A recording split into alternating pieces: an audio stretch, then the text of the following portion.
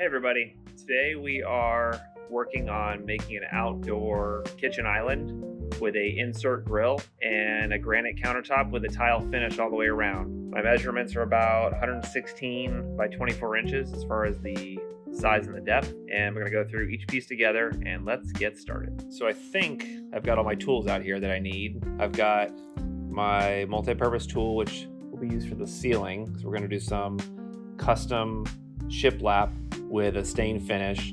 I've got circular saw, extra saw blades, plenty of long wood decking screws that'll be used for my framing portions. I've also got my T-square in the ground. I've made my marks. You can see there and there, which gives me about a 25 3/4 inch depth in terms of the island itself, and measuring it all out with the tape. And then I've got my laser level right here to let me know where I'm at. I want to be 34.5 inches. See the little green line there? 34.5 inches is your standard cabinet level and positioning. So again, give you the wide angle right here. It'll all be built right here.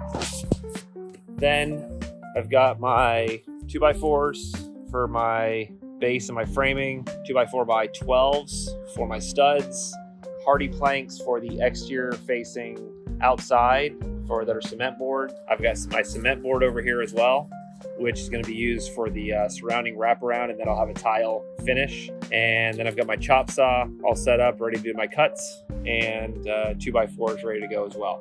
Okay, now to ready the foundation and the base. After marking the floor, we used a hammer drill, which is here. We used a impact driver for the tap cons and a regular drill for marking the PVC boards.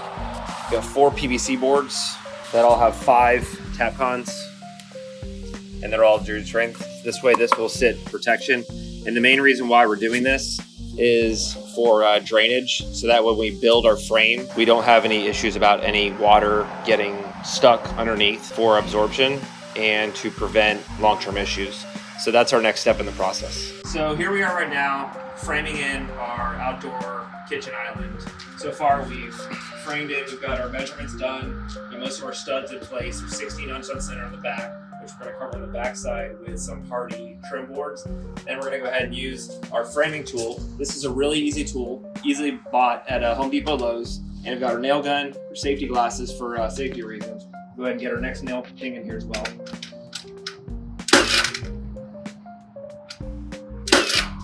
We've got most of our studs in line, and then we've got one last to go. All right, so now we've got our second wall installed here as well. We've got our nails through our nail gun into our studs right here, both sides, top and bottom. And then we've got it in each piece, 3 pieces right here, 12 inches right there, nailed into our piece. Now, I'm gonna show how to do it exactly over here. We've got our box framed in. We go ahead and make sure we're flush as much as possible. Don't be afraid to move it a little bit, just in case. There we go. Finish up our box over here. Check your flush. Tap it a little bit, make sure we're flush. Come back.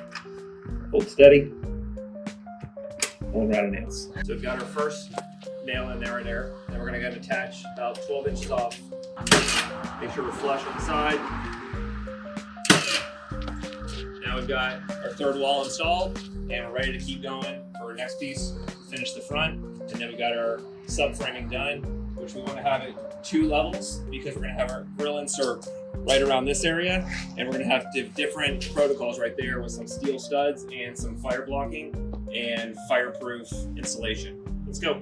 Now that we've got our 3 walls up, we've gone ahead and added hardy trim to the exterior facing, which will face on the outside of the property for a bit of a design look, because the interior is gonna have 3 walls of hardy board, which is cement backer board, and then we're gonna do a tile finish on the exterior and then a granite top on top. So here we are, and we'll just continue on. We just did 1 simple screw for each one. We don't need a lot of the things there, and it's pretty good.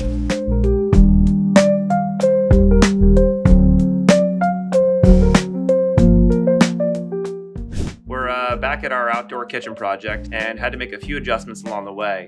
So upon my framing measurements, I noticed that my 2x4s, I put them on the wrong side, so not a big deal. I framed in a box, which is the length right here, all the way down, and just framed that in, some nail screws. One thing that I did notice was it got a little brittle because of the spacing right here, right on top of the 2x4. And so I used some screws in order to add some security to the top and bottom in order to make sure it didn't split at the 2x4. So now we have our grill and our framing's complete. Framing will continue upwards after we've got the grill on site. Having the grill on site is a really important piece of this because the exact measurements can differ a little bit. This grill is a Cosmo, which you can buy at Home Depot or Lowe's. You can see the links inside the video, and it's right about 32 inches. So then I'm going to do my steel framing, which I've got my steel post. I'll use self-tapping screws in order to secure it, and we'll continue along our way, which then we'll also add mesh wiring and fireproof, fire retardant insulation, and then fire blocking foam in order to cover up any ends because the wood is combustible. And so you traditionally need some type of framing or a bias steel insulated jacket, stainless steel, in order to protect the grill from the wood and vice versa. All right, let's keep going. All right, so the next step in the process after we've got our frame built, we need to build a heat insulation fire retardant protective layer for the built-in grill. Problem is this grill did not come with a insulated jacket. I would always recommend that in terms of making this a lot easier because this is not easy to construct. So what we have here is we've got a steel mesh wire, stainless steel studs, which the built-in grill, which is over here, will go on top of, and then we're going to frame in our wood to the back side of this, and we're going to put fire retardant insulation underneath throughout there. And then I've also got a fireproof caulking agent that foams up for any other penetration that we need to secure. I'm not putting anything on the back side here because this will be a hardy trim finish. There'll be no wood exposed right there.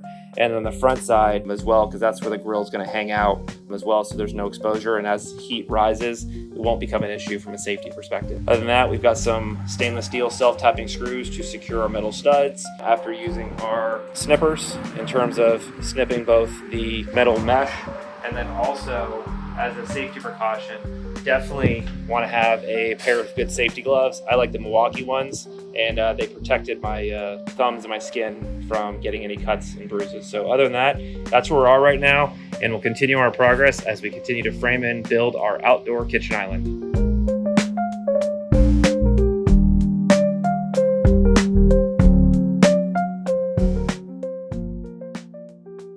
All right, we're back at our progress on our outdoor island kitchen project. And as you can tell, we've got our hardy cement board I had attached. I didn't record video because it's not as much fun. So anyways, cement board, electrical is going to be a big deal. We're going to talk about that in detail. The cement board all the way around. We've got our doors installed to make sure they're level. And going on the bottom, we're going to show a few little details as well that are really important. We've got our grill insert set, which is a built-in Cosmo grill. Again, you can get this at Home Depot or Lowe's. And then we got ahead and got all the rest of our cement board all the way down. We got a second set of doors. This is going to act as our storage for extra propane tanks. If you have other storage needs, you can pivot accordingly. And then we've got electrical on this side as well. So the few things that we had to pivot on, which were really critical on the electrical portion. Initially, we were going to tap into the junction box that's over here in the corner and run conduit outside. We made a decision on site with our electrician that we determined it'd be better to come from the exterior of the building. We'll show that in a subsequent video. So come over here. We've got our outlet right here, which is our weather-resistant outlet here, which then we go in here inside the interior. We've got our electrical ran, which is going to be our lights, which goes to our grill. And then come all the way over here as well. We've got another outlet right here, which is going to give us access for our rotisserie burner, our lights, and as well as under the cabinet lighting, which will do post countertops installation. And then we've got our junction box over here, and again a receptacle with our GFCI outlet to make sure that the whole area is protected. See our little green button there? That lets us know that we've got protection. All right, so for our electrical pivot today, originally we're going to go out the receptacle that was interior inside the lanai. However, our electrician thought it'd be a better idea to run this from the inside of the dwelling, put a hole through the concrete right here, and gave us a junction box right here, which then we had to dig about a 12 to 15 footer, 12 12 inches down per code. We've got our conduit, which has the safety-wise, and then we tap in here and right into our grill space, which then powers our other outlets as well. So again, this is something that wasn't in the plans originally, but we pivoted because we thought it was the best idea from our electrician, and we want to use our expert's advice. So that's what we did, and that's going to power our outdoor kitchen island. One last little detail we did as well. So upon we built the shelf, which we blocked that in on both sides, all four, made sure it's nice and flat, we leveled it as well. And just one extra detail is I went ahead and put some additional hardy board, cement board right in here as well. And so when we have some extra tile, we'll go ahead and put extra tile on here on the shelf. This will make for easy cleaning later on. So again, not in the original plan, but feel free to, pivot accordingly as I'm gonna put my grill utensils in here, as I think they'll do a lot better on the tile surface as well. Hey guys, we're at the bottom of our journey, at the end right here with our new outdoor kitchen island. We're gonna walk through some of the materials and some of the things that we're able to bring this all together. So first of all, we got our tile established. It's a nice porcelain mosaic glass tile right here. We got our GFCI outlets protected by bubble covers. We went ahead and installed our stainless steel doors, which we've got both our propane tank underneath, our electric in the corner, and as well as it built ourselves a little shelf for our utilities, which thought would be nice and simple right there. Our grill itself has lighted burners, which are electric, so they turn on and off, tell us if they're on or off.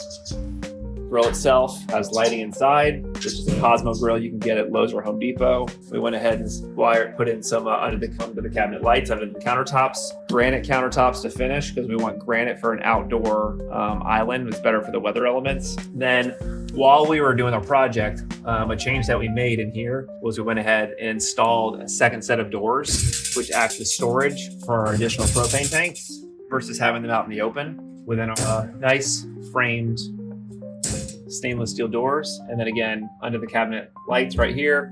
And then of course, we got another GFCI right here in the corner with our bubble cover that we can turn our lights on and off for an easy plug-in switch. But here's your final product, what this looks like. So we got a nice 116-inch long outdoor kitchen island for entertaining, and our Cosmo grill, insert grill, with our steel framed fire retardant insulation for protection against heat combustion.